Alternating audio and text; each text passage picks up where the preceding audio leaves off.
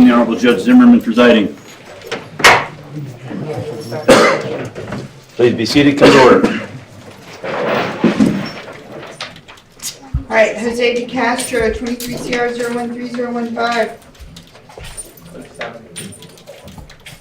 Good morning. Good morning. Chris Thorne on behalf of Mr. Castro. He's present. Nice to see you, Chris. Good morning. Good morning, Agnes Patel from the State Farm number 11064. All right, this is your motion. Yes, Your Honor. First of all, I've had a chance to watch the video of the trial. I watched Mr. De Castro come into the courtroom in an extraordinarily disrespectful fashion and refer to the marshal in the most inappropriate way. I then saw some other things that I consider very poor courtroom antics. And Mr. De Castro was convicted. He is given 6 months in jail.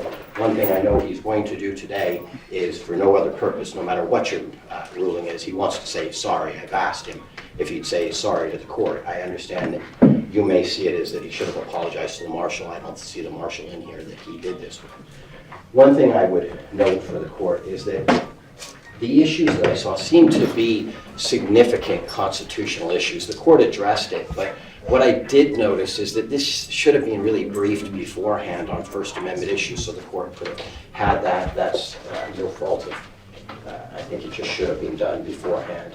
I also noticed that at time of sentencing, the state asked for a suspended sentence, but Mr. Castro just pushed it, and I see reasonably agitated and irritated the court into causing a sentence that is now 6 months. This man, from what I can tell, Your Honor, has no prior felony convictions whatsoever. I'm doing that upon information and belief. I haven't run the scope. I know the state could do that, but I don't see that he has any felony convictions. He's made his appearances, and I think the time in jail has been shocking to him. I know it has, because I can tell the reaction of the calls every day and how difficult it is for him. I think he pushed this and is learning a very, very difficult lesson in life. I would ask the court to consider, based upon his ties to the community, with sister here, nephew, he has a whole bunch of people who wanted to come to court, which I suggested may be a very, if they're going to come here, be respectful and mindful of what's already occurred in this court. But what I asked the court to do, given his lack of any serious criminal history, his remorse for his behavior in this courtroom during that trial, and the fact that the state at the time did not want jail time, is I'd ask for an appeal bond, Your Honor, so that the issue can be, these issues can be properly raised. And so with that, Your Honor, I asked for an OR. I would just say a reasonable bail. I would suggest that since he came to the trial, since he already has gotten a taste of what inappropriate behavior in a courtroom looks like and feels like, I would ask for a bail in the amount of $10,000 or $20,000, appeal bond in the amount of $10,000 or $20,000. With that, Your Honor, I submit. Your Honor, may I respond orally? Typically, pursuant to the Nevada rules of criminal practice, the state has 10 days to file an opposition, but this was placed on calendar very quickly, so I would ask for leave of the court to answer orally. Okay. Your Honor, I'm in receipt of Mr. Orum's motion for bail, or the alternative for his own recognizance release.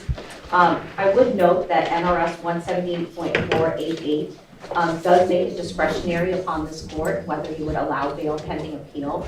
Mr. De Castro, there has been a briefing schedule set before Judge Levitt in district court on the appeal, but it's not set to be heard until July.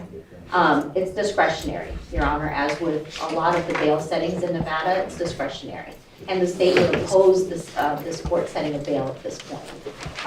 There seems to be this assumption that this court sentenced Mr. De Castro to 6 months in the Clark County Detention Center just because of his conduct or his inappropriate conduct in court.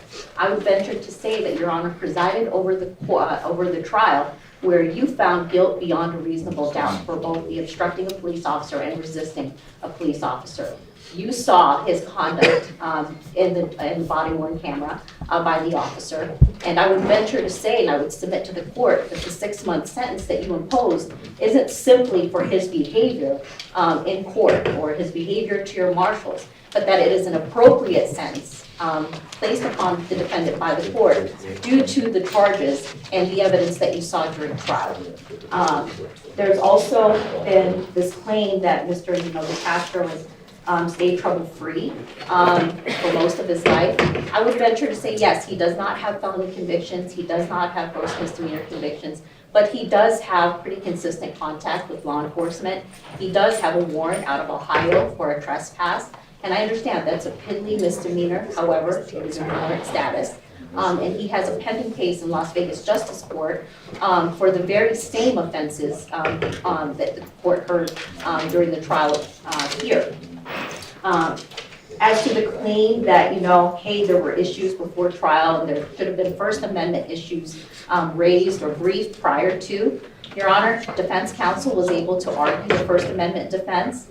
Your Honor heard these arguments both during the trial and during closing arguments. Mr. DeCastro, when he took the stand, raised them as a defense, but Your Honor held, after listening to all of the evidence and applying the law, Your Honor held or found him guilty regardless. This was not a First Amendment issue. The state stands by that. This was simply the defendant breaking the law. And he was sentenced accordingly for his behavior. It was a conduct, it was a consequence, an appropriate sentence imposed by the court to the defendant. And so we would oppose any kind of change or any kind of bail setting or an OR at this point. This is not a pretrial detention. This is not a pretrial, as Valdez-Jimenez was cited also in defense counsel's motion. Valdez-Jimenez stands for pretrial detention.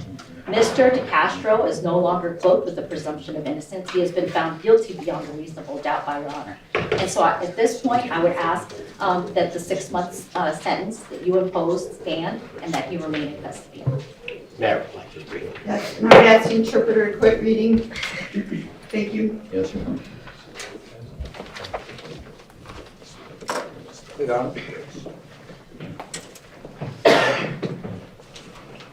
So the interpreter over there, you got Merrick speaking? Oh. No, I was talking about the Oh, I'm Spanish sorry. interpreter. Yes, go ahead. Your Honor, the statute we cited is, in fact, just discretionary to you to determine on appeal, pending appeal, whether a appeal bond can be issued. I hear the state, I recognize that you found him guilty. I'm not trying to in any way argue that. On appeal, there are legitimate issues. The court can see that, there are some First Amendment issues just from watching the video, things that a court could consider on appeal. And so that's the only basis I'm bringing that up on. But given the fact that I think he really is contrite for what he's done. I disagree. Have you watched the videos that have been posted since he's been incarcerated? I'm in a murder trial. Okay, so.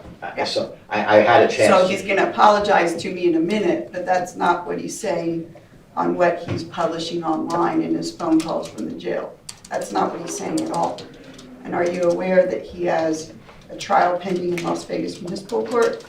He has a case pending in Good Springs Justice Court where he continues to manufacture situations where he'll get arrested. Your Honor, I recognize that's what he was sort of doing for a living, and this is, he's now being incarcerated. Right. And So what he's saying in the couple of weeks since he's been incarcerated, when he calls from the jail and publishes them on his website, is not what he's about to say to me. Okay? So he's going to apologize to me now, but that's not what he's doing publicly, okay? yes, Your Honor, I hear that. I won't have him speak at this time, but I would still ask you to consider that there may be legitimate issues. I think there are for Judge Levitt to consider, and I think these are sort of issues of first impression. That was the other thing I saw, is that in the state of Nevada, I can't find any case law that specifically talks about this filming of police officers. What I would say to the court is I recognize that it's obnoxious behavior. That's what it appears to be. Whether it's protected is another thing that I think higher courts need to look at. But I can see if the court has already made up the court's manual. Well, I want to be clear, I did not have a problem with him filming, and I said that when I sentenced him. That was not the issue. It was the safety issues that he created with his behavior. And I also did not sentence him because of his ridiculous behavior in court. That wasn't why I sentenced him to jail. I sentenced him because I found him guilty beyond a reasonable doubt, and I thought that was the appropriate sentence. I could have given him 180 days on each count and ran it consecutive for a year in jail, but I didn't.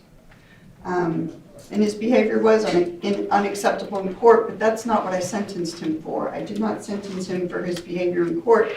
I sentenced him for his behavior for the 2 charges that he faced. Yes, Your Honor. All right, so your motion is denied. Thank you. Thank you. And there was much rejoicing. Happy